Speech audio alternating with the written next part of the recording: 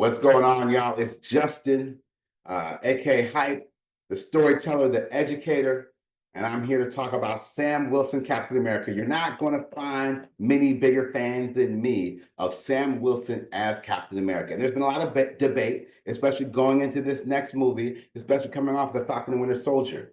Is Sam Wilson the right choice for Captain America? Is he the wrong choice? The answer is yes. Let's get into it and how we got here. All right. So the big debate was Sam and Bucky. Bucky was captain in the comics at one time, and Sam was more recently. Cool, cool, cool. At the end of Endgame, the shield gets handed to Sam Wilson with Bucky's blessing, apparently, because Bucky sends him over there to talk to old Captain America. And that's something about old Captain America. I'm talking about that in another video someday. But we know who Sam Wilson is. He's the guy that he's Captain America's wingman. He's always one step behind Captain America, even by his own words. When Nick Fury tries to get Sam on his side during Winter Soldier at the end when they're dismantling S.H.I.E.L.D., Sam is like, don't look at me. I do what he does, just slower. He's telling you he's the person that emulates Captain America, absolutely. And so him getting the shield makes perfect sense in a way. There's nobody who's better equipped and better prepared and better designed from the ground up to be someone that speaks to people with empathy, that talks to bad guys like Quicksilver and Scarlet Witch as though they are good guys and turns them into good guys. There's nobody else like that. Nobody talks to the Hulk like, oh, all I'm interested in is you as a scientist. And the fact that you're a rampaging monster, that humanity is something that Sam Wilson has always done from the VA to the opening scene in Winter Soldier, all the way to the end of Endgame. He is on your left. He's got your back. Bucky is a super soldier with a metal arm and a cool, tragic backstory. Clearly, he'd be more interesting in a fight. It's almost as if these guys are two parts of the same whole, and together, they're the Falcon and the Winter Soldier carrying on Captain America's legacy in their own unique ways. Wouldn't that be something? But alas, someone has to be Captain America. Somebody has to be the last guy standing and tell everyone, no, you move. Doesn't matter what the mob or the press says. You're all wrong. We need that guy. And if I had to pick, Sam Wilson is definitely that guy who I want to hear talk, which is interesting because that means Bucky is a more interesting Captain America because he's not fit to be a leader. He shouldn't be leading anybody to anything. No one goes to James Buchanan Barnes and says, all right, call it, Bucky. No. That's not what he's here for. He's here when you need to get people's faces punched in. That's what Bucky's for. And he's amazing at that. So that brought us to Falcon and the Winter Soldier. Now, we know how superhero movies work. We know that Disney Plus had a bunch of superhero shows that were kind of just cut up, stretched out movies that didn't really work very well in that way. But Falcon and the Winter Soldier was one of the closest to actually having distinct episodes with their own climaxes.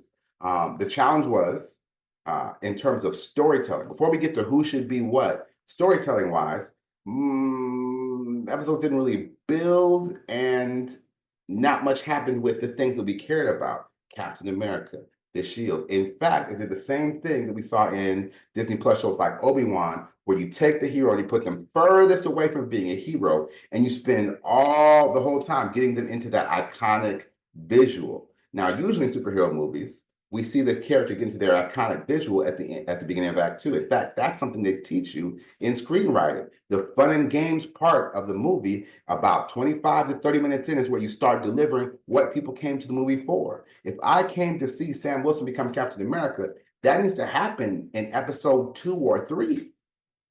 But this doesn't happen until the end. Now, there was a lot of structural issues with Falcon and the Winter Soldier, and that a lot of it came from the rewrites, right? There was a pandemic storyline that got cut out, and that turned the Flag Smashers into sort of a shell of themselves. And they did some rewrites where Carly just became a wanted murderer, and then that became, for people that didn't like the show, didn't like Sam Wilson being in front the way he was, or didn't like this girl being whatever she was, it became a very, very easy way to say, oh, no, she was always just evil. She didn't have a character arc, even though a character arc was in the show.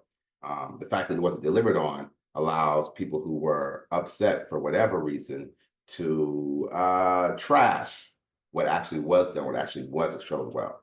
Um, and so you have scenes like Sam having this brilliant conversation with Carly, where he manipulates her into seeing that her ideology is extremist.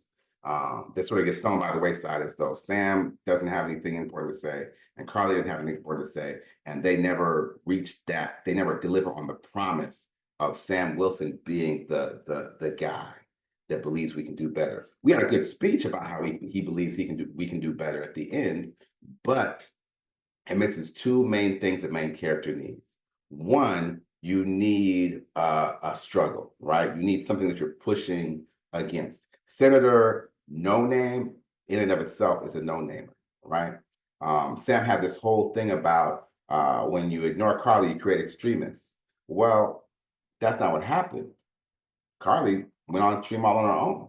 And so a better version of the show would have been one where um, when Carly accidentally kills Lamar, or I can't even remember his name, Battlestar, um, Lamar Hoskins, that's his name. Yeah, I got it right. Then Walker goes and kills Carly, and Carly should be the one who is brutally killed on national TV. And then her people get extreme. And then Batroc comes in, and now he's like, oh, let's take out the government. Because that's not something she was necessarily trying to do. She was trying to feed her and give medicine to her people. But again, we're not talking about the medicine because we're not doing the pandemic because that's too close to real life. We'll come back to that. And then you have his speech actually makes sense at the end, what Sam Wilson is saying, because that's what happened. But when you take that storyline out, now Sam Wilson looks stupid. And the one thing that he brought to Captain America now is completely toothless because the struggle isn't actually there. And he also didn't have the upgrade. And so we talk about how Bucky's a better Captain America because he has powers, but he didn't have that before Brubaker wrote The Winter Soldier. Bucky didn't do anything to deserve to be a character with a more interesting backstory and a more interesting power set. Someone looked at the character and said, I want this character to be more interesting, and I'm going to do it now in this way. And they put great writing on it, and we're like, yes, this is definitely better. We want more of this. Whereas Sam Wilson, they didn't even give him his comic book power in the movie. To say nothing of an upgrade. Remember, Sam Wilson was one of the first Black superheroes. This was in a time where Black superheroes generally were brought in as lesser versions and sidekicks of white heroes. That's where we got John Stewart from. That's where we got Rhodey from. That's where we got Black Goliath from. And I'm sure there's a few others. And that's where we got Lamar Hoskins from. Oh, Battlestar.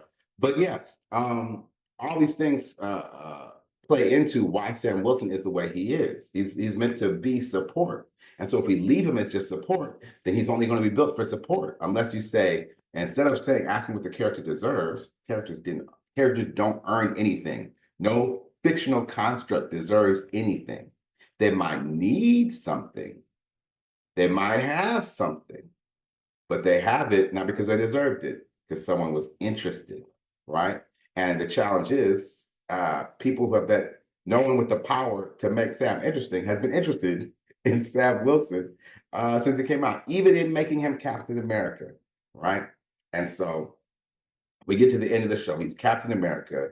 He's got the swings, the vibranium wings, which we've already seen him use as a shield in Civil War. And I think the Winter Soldier too, definitely Civil War.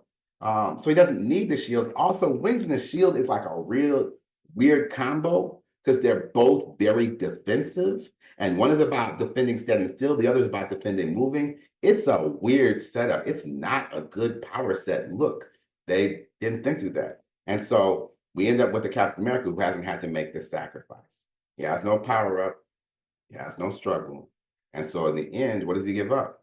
Steve in the first movie gave up his whole society. But he does that every movie. He gave up the 1940s. Then he tried to give up his life. He ended up losing the 1940s. He gave up S.H.I.E.L.D. in the second movie, and then he gave up the Avengers in his third movie. It's a sacrificial dude, which was what makes him Captain America. the fact that he had not just a character that Sam Wilson always has to be a servant, to be self-sacrificing, to stand up for goodness, even when other people aren't, even for people who don't deserve goodness, right? Sam Wilson is that dude. But then he doesn't actually have a chance to shine because ah, it's easy to write stories for Bucky because someone decided to make Bucky someone who's easy to write stories for. So we have this sidekick syndrome and this black sidekick syndrome, which is even worse. And so we end up with, and then we gut the storyline, and you're with the Captain America that doesn't feel like Captain America.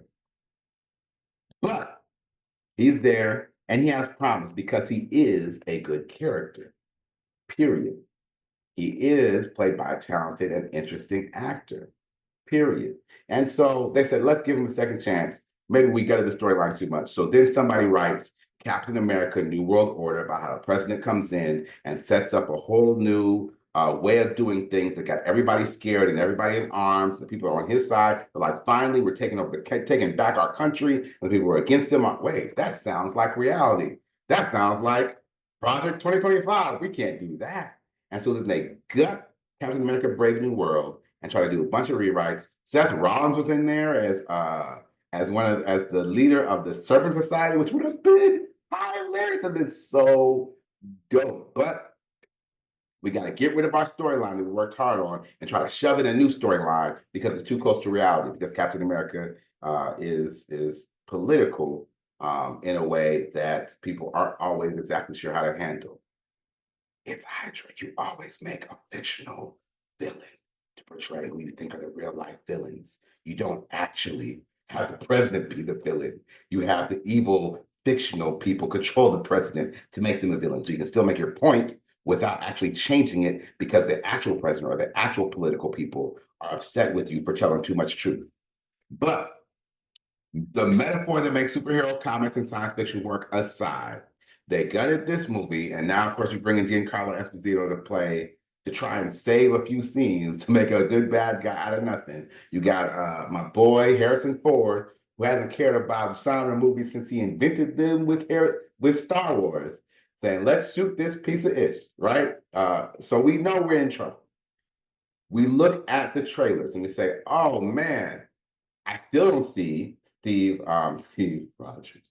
I still don't see Sam Wilson having cool powers, making a sacrifice. I still don't see him having a character. Even the way that they built his supporting cast. You give him a woman to care for and some kids, and it's his sister and niece and his nephews, which is like an emotional distance. Like, is he a family man or is he not? Pick one. You want us to care about this Black experience, and you take us to New Orleans, but you don't put us in the trenches and see a bunch of people who are losing. Because we know what it's like when unfairness happens, right? Everyone else everyone else is winning, but it comes to us, it's like, oh, well, we just can't find the money for you. So sorry, this is how things happen. We all know that frustration, and you can dramatize that. And that does, statistically speaking, happen more often for Black people. If we look at the numbers, we look at the financial state, it's very clear there was no New Deal for Black people, right? That didn't happen.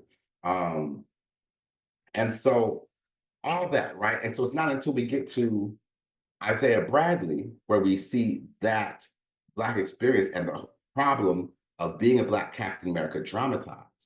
So what we should have seen for Sam Wilson in episodes 1 and 2, when he was just being quiet, staring at the TV, looking at Carl from Up become Captain America, we don't get until Carl Lumbly steps on the scene. And now we're like, oh yeah, we're more behind Carl Lumbly as Captain America than we are Sam Wilson because he actually had a struggle and showed it. And yes, he's also a super soldier. He also showed that he's a badass physical problem, right? So all that to say, uh, Captain America, Falcon and the Winter Soldier did not give us Sam Wilson as a quality Captain America. It did not. It wasn't good storytelling. He deserved better. I know I just said fictional characters don't deserve things, but the audience deserved a better Sam Wilson, period. And so we come to this new movie, right? And we look at a lot of the same, looking at the trailer. He has an upgrade to his suit. It's not the same thing. It's just not, right? He's not Iron Man. And so for him to be Captain America but function as an Iron Man doesn't feel earned because we don't see him struggle to build the suit. It all comes back to where's the character development for Sam Wilson? Who's going to care about Sam Wilson instead of just putting him in front? Because, and again, it's what we've seen is when we're talking about being political, we're talking about how things work out with elections, with new presidents who are being charismatic. We see that putting a black person in front who doesn't deserve to be in front is a great way to get people to go against that movement, right? They call it DEI or whatever. And so if I put Captain America in front and then make sure he's not worthy to be there, then you reject him, and whoever comes after that, you're like, oh yeah, finally. And if I'm the one who's setting up who's next, it's all a setup. So I say all that political to say, and that's my political opinion. If you think if you think corporations are putting in DEI and all this very aggressive, poorly done diversity, remember we used to have well done diversity in the 90s and early 2000s. Black characters were awesome. That's where we got Sam Jackson, Nick Fury from. But it's only recently they make sure that these diverse characters are totally whack, that you're against DEI, so that you're going with the people who want to give tax breaks to the corporations that demand DEI. I know. Conspiracy theory in a Captain America movie. I apologize. If I'm wrong, correct me in the comments. So these corporations push for a bad black Captain America, and that's what we got. Now, if you had an actual Sam Wilson fan like yours truly, with some power, what would I do differently? Okay, I'm glad you asked. First of all, as I said for Falcon and Winter Soldier, you set Sam Wilson up as not understanding how bad it is to be a black Captain America, not realizing that his community is going to feel betrayed as he's standing up for this America thing, right? And that's what not Sam Wilson, what Anthony Mackie's statements were about. He was trying to allude to what Chris Evans said about Captain Good, saying he doesn't identify with America. He was identifying with the real thing that minorities often have, where they don't feel like the word America is inclusive of them anymore. When people wave the flag, they think it's saying just these kinds of Americans, the real Americans. And sometimes minorities buy into that. So when you say you're Captain America, they're like, oh, you are against us with all these other people, right? And so whether that's correct or not, that is a feeling that happens among groups of minorities. And so someone who understands all those nuances can see that in Sam Wilson in Falcon and the Winter Soldier. That's not what you do with your hero. Your hero's supposed to learn something. So let him like pick up the Captain America and go forward, and then slowly get from these different black people like, yo, America is not standing up for us. Are you going to stand up for us? And all the pressures and complications that come with that, right? Is Sam Wilson going to be someone like, oh, well, everything you've done is just your fault? And you put characters like Isaiah Bradley in there, where you say, no, it's not always black people's fault that they have a tougher time than white people. It just isn't. It just isn't, right?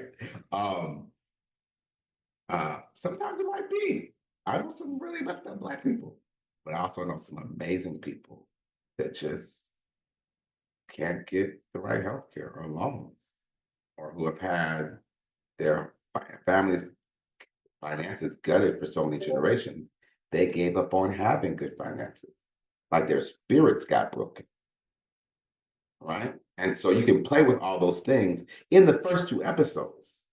You give him an actual love interest, somebody that ties to the plot. I think they're going to use Zosha Rockamore as his love interest and put her in the military.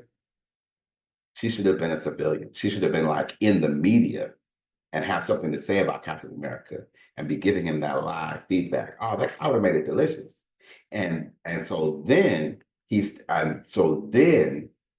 when the government takes the shield and makes their Captain America, and then Sam Wilson is a rogue Captain America. Oh, I probably wouldn't have brought John Walker in until episode 3 or 4. Oh yeah, now you got dueling Captain America. Ah yeah, I would have been delicious. I had so much fun. And then you have Carly Morgenthau coming out, and she's a super. Don't make she's a super soldier, but she's only helping people. Now she's robbing people to do so. She's absolutely Robin Hood, and she's robbing them blind. And America's like, somebody needs to stand up to her. And John Walker's like, oh, you're stealing? No, you don't steal from Americans. That makes us look weak. We can't have America be weak. And Sam Wilson's like, no, no, no, no, no. Let's hear what the kid has to say. Oh, you want to listen to terrorists? I see. I thought you were with us, Sam Wilson. Like you just build the tension. Have fun. Oh man. And then you put the fight scenes on top of that. Someone's fighting with the shield, but you know the shield better than you do, so you throw it back at them, they catch it. Ah. And then Bucky comes in and he's upset with everybody. Sam, how'd you let this happen? And John's like, wait a minute, I'm Captain America. Bucky just face palms him. Sam, how could you let him continue to operate? I'm disappointed in you. And now you're disappointed in me too, like the whole black community. I can't win with nobody. You just have fun putting these characters in tense scenes. Anyway, if I had to fix it going forward, uh, give him a real love interest. Give him a power up. Have AIM mess him up with some sort of cerebral implant that gives him bird telepathy and lets him connect with the bird's eye view, all these satellite systems. So now, because bird telepathy is a stupid power. It's worse than talking to fish by far, because there's cool fish. There's not a lot of cool birds. Red wing, the genetically engineered big giant red flapping thing, that's that's for comics, right? That goes with the bare chested nomad costume that Steve used to wear. You notice how in the show in the movies they didn't make Nomad a big bare chested '90s massive V neck with the yellow and black like in the comics because that's whack. Red bird is very similar. That's very hard to make cool. A big red bird that's supposed to operate. Everyone sees this big red bird that's not supposed to be here. It's not a good power. So if you're going to update that, you got to transform it. And you need to transform Sam Wilson's powers anyway. So update it to something cool. Take bird telepathy and upgrade it to some electromagnetic sense that birds have. And now he's looking through cameras, right? He sees everything. And now that strategist, now he's not a super soldier, he's a super airman. Oh, well, now that starts to be cool. Now you can't touch Sam Wilson because he floats like a butterfly, stings like a bee. He's got these real shielded wings, and he can use the shield. If he can't got his wings, he can take the shield and give you the business because he can cut trajectories in a way no one else can. He can cut trajectories better than Steve, but Bucky can also do trajectories, and he throws it harder. So now they're a team with the shield. Oh, and everybody gets that Civil War Iron Man 2 work. Bah, bah, bah, bah, tag team with the shield. And let Bucky hold the shield. And Bucky don't feel comfortable with the shield, but he knows he got to hold it sometimes. He knows he has to grow into being that Captain America. And Sam's there to help him along the way. And in the meantime, Bucky's there to kick massive amounts of butt while also having his tragic story on the side. Anyway, so upgrade his powers, give him a real love interest, give him some sort of dynamic with the Black community. If you want to talk about being Black, you got to dramatize it. So whatever it is, it can't just be chummy with Isaiah. The best scene in The Falcon and the Winter Soldier was when Sam and Isaiah were at odds. There's a reason for that. Do more of that. Sam and Elijah Bradley should have beef. Absolutely. Oh, absolutely. Because Elijah's seeing Sam live the dream that Isaiah never got to live. And Sam is not thankful for it. Just build tension. I can't say this enough. Have characters and develop them. It's it's not that hard. I'm literally doing this off the top of my head. I thought about it before, but a lot of this I'm doing off the top of my head. Upgrade his costume. The white is cool. I like it. It sets him apart. But yeah, it's flag is the white has flag is red, white, and blue. It's it's it's red, white, and blue. So there should be as much red as there is white. And that's what makes this work in a way that this doesn't work, right? Um, and so if you do those things to any character, you get a great character, whether it be Captain America or something brand new. And legacies are beautiful. Don't let anyone tell you that there shouldn't be legacies, that no one can be the next Captain America, because that's how life works. That's how we hand down names as a part of our culture fundamentally. We hand down last names. Legacies are a very important part of life, and that can be dramatized and used as a metaphor through superheroes. So don't let anyone tell you that there shouldn't only Steve Rogers is Captain America, only Barry is the Flash, only Dick Grayson is Robin, whatever. Those people just don't. They haven't seen it done right yet. And they're not hateful. They just don't. They just don't have the necessary life experience to understand what beautiful things can happen with legacy characters. So I wish all this new movie all the best. Is it gonna happen? Probably not. I haven't seen anything with the trailers that shows they learned their lesson, that someone's actually interested in Sam Wilson. I think they're gonna keep pushing him in your face until you vote to give Disney more and more tax breaks. That's what I think they're going to keep doing as far as the Marvel Universe in phases 4 and 5 are concerned. Maybe we'll talk more about Doomsday later. If you think my conspiracy theory is wrong, you can hit me in the comments. If you think I missed something about Sam Wilson or Bucky, hit me in the comments. Love to hear it.